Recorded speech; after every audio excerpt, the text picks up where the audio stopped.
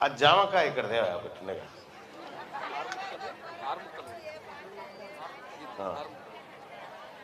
ఇది ఇదొక జామకాయ అవునా ఇది జామకాయ మార్ గోర్మాటి ఎవరన్నా ఒక చిన్న పిల్ల ఉంటే ఇట్రా రండి అమ్మారా నువ్వు ఇట్రా ఎవడియా ఎవడు వరా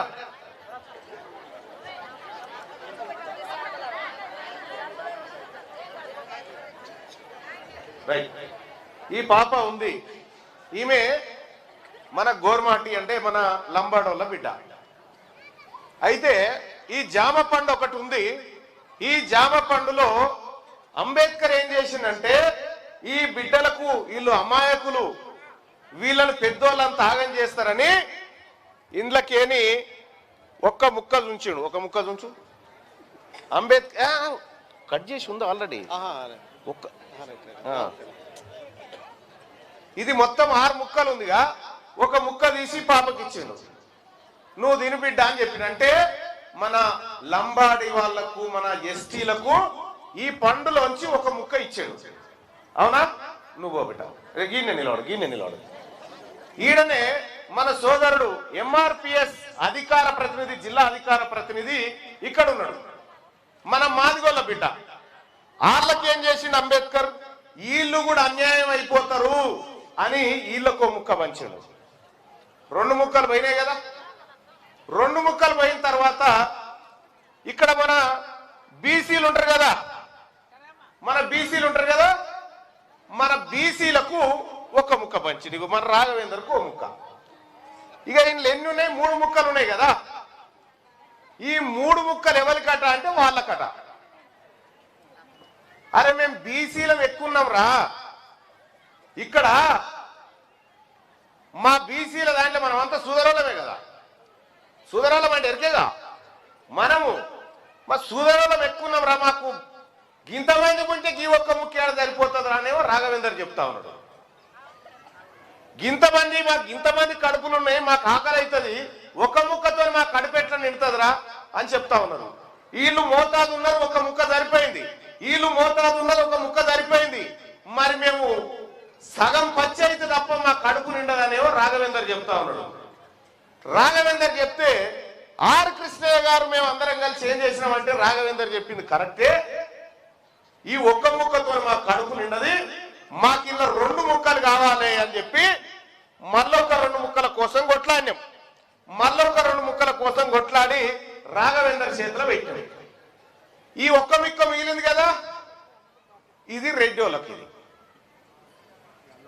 ఇది రెడ్లకు వెలమదొరలకు ఈ ఒక్క ముక్క ఎందుకంటే వాళ్ళు పిడికెడు మంది ఉంటారు కాబట్టి వాళ్ళకి నిండంగా సరిపోతుంది ఇంకా వాళ్ళు కొద్ది మంది ఉంటారు కాబట్టి వాళ్ళకి సరిపోతుంది మరి బీసీలం సోదరులం చాలా మంది ఉంటాం కదా సరిపోదు కాబట్టి మేమంతా కొట్లాడి 2 ముక్కలు మళ్ళీ సంపాదించుకొచ్చి రాఘవేంద్ర చేతిలో పెట్టాం పెట్టంగానే ఏమైంది ఈ రెడ్డి ఆయన ఏమని చేసి నెరికేనా ఇది తిన్నాడు ఈ ముక్క తిన్నాక ఇట్లా పట్టుకో వసంతమ్మ ఈ ముక్క తిన్నాడు అయిపోయింది తిన్నాక ఏమంటాడంటే ఇది నాదే అంటుండు మళ్ళా ఇది నాదే అంటుండు నాదే అంటే అట్టెట్లా నీదవుతుందిరా 100కి 60 మందినేమో మనం ఉంటిమి 100కి 3 మీరుంటారు 100కి 15 మంది వాళ్ళు ఉండే 100కి 10 మంది వీళ్ళు ఉండే నువ్వు పిడికెడు మంది లేని ఇంత సగం పచ్చెట్ట తింటావురా మా పేదోళ్ళు తినాలి కదరా ఇది అని చెప్పి రాఘవేందర్ చెప్తా ఉంటే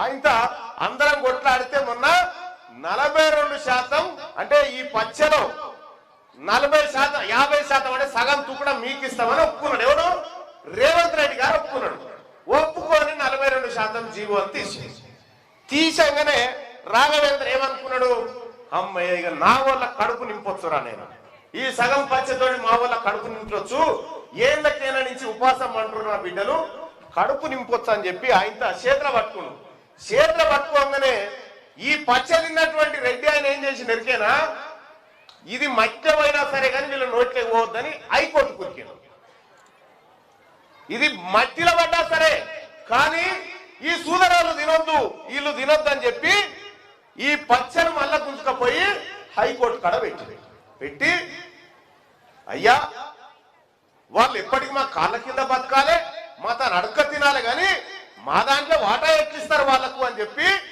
ఈ జామకాయను ఎత్తుకపోయి మళ్ళీ ఎడబెట్టిరు. కేసేసిన ఆయన ఎవరు? ఈ జామకాయ వాపస్ తేవాలని గుట్టంగారి మాధవరెడ్డి అని ఓ రెడ్డి ఆయన కేసేసాను.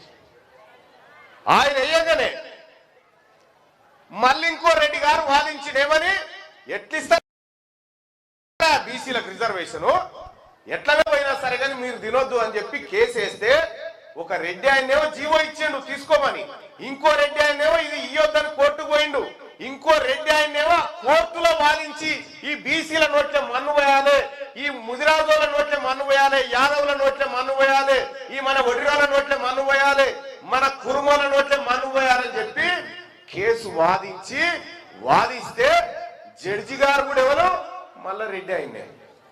రెడ్డి ఆయన జడ్జి గారు ఏం చేసిందంటే చల్ ఇది మట్లే పోయినా పర్వాలేదురా అలా నోట్లే పోవద్దురా అని మళ్ళా వాపసు గుంజుకున్నారు.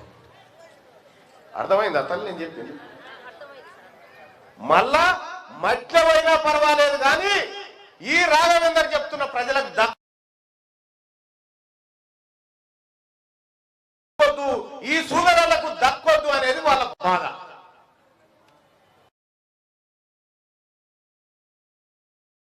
మరి దక్కాలనా వద్దా? గట్టిగా చెప్పు, దక్కాలనా వద్దా?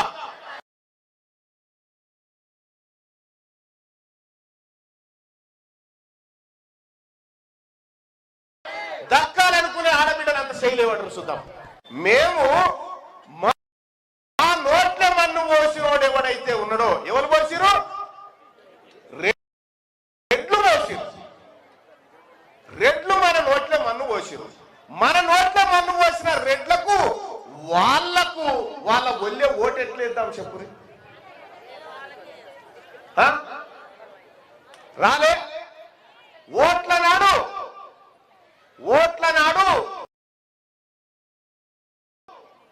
ఇంతింత కట్టలు పట్టుకొని తిరగలే మీ ఇళ్ళ చుట్టాలు తిరిగి రాలేదా? ఇక్కడ ఒక 1000 రూపాయలు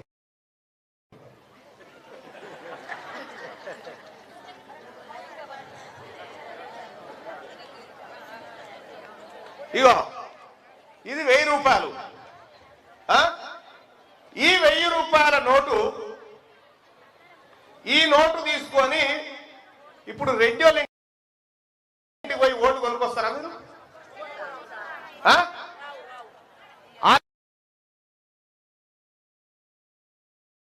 ఇంటికి పోయి నువ్వు ఇక్కడ నీ ఓటు నాకు మొన్న 500కే కొన్నావు కదా, నీది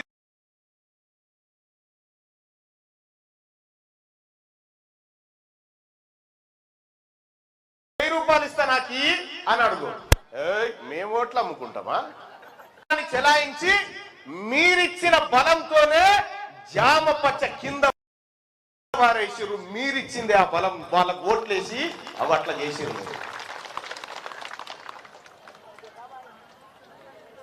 1000 రూపాయలకు ఈ ఊళ్ళో రెడ్డోళ్ళ ఓటు ఎవరు కొనుక్కొస్తారో చెప్పురు దమ్ముంటే. ఇక మన వల్ల 500కే కొనుక్కొస్తారు ఇప్పుడు పంపిస్తే. అవునా? ఎందుకంటే వాళ్ళు ఓటు ఎందుకు అమ్ముకోరో తెలుసా? వాళ్ళు ఈ జామకాయ ఎక్కువ తిందామని ఆశతో ఉన్నారు కాబట్టి. మనకు తెలియదు కదా ఈ జామకాయ మనకు వచ్చేది అనేటువంటి లెక్క తెలియదు కదా. ఈ భూములు ఉన్నాయి, ఈ భూములు 100కి 50%, 100కి ఒక 100 ఎకరాలు ఉంటే 60 ఎకరాలేమో మన సుధరులకు రావాలి, 15 ఎకరాలేమో మన ఎస్సీలకు రావాలి, 10 ఎకరాలు మన గోర్మాటి మన ఎస్టీలకు రావాలి. కానీ మన భూములన్నీ దొంగతనంగా వాళ్ళ పేరు మీద రాసుకొని వాళ్ళ పొలంలో కలుపు తీస్తాను మనల్ని పిలుస్తుంది, వాళ్ళ పొలంలో వరి కోతకు మనల్ని పిలుస్తా ఉన్నారు, వాళ్ళ పొలంలో నాటేస్తాను మనల్ని పిలుస్తా ఉన్నారు. ఎవరి భూములు ఎవరి? మనయే భూములు. రాఘవేందర్ ఏం చెప్తా ఉన్నాడంటే మన ఓటు మనం వేసుకుంటే మన భూములు మనకు వస్తాయని చెప్తా ఉన్నాడు రాఘవేందర్ మీ బిడ్డ. మన ఓటు మనం వేసుకుంటే మన భూములు మనకు వస్తాయని చెప్తా ఉన్నాడు. మన ఓటు మనం వేసుకుంటే మన జామకాయ మనకు వస్తుందని చెప్తా ఉన్నాడు. మన ఓటు మనం వేసుకుంటే మన బిడ్డలు పోలీసులు, నౌకర్లు, ఇంజనీర్లు అవుతారు.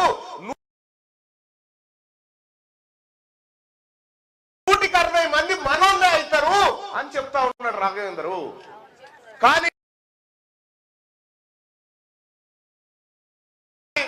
ఆ రెడ్డి ఆయన ఏమంటుడు, మీ దగ్గర ఓటు కొనకపోయినా ఆయన ఎట్లా కానిస్తారా మీకు?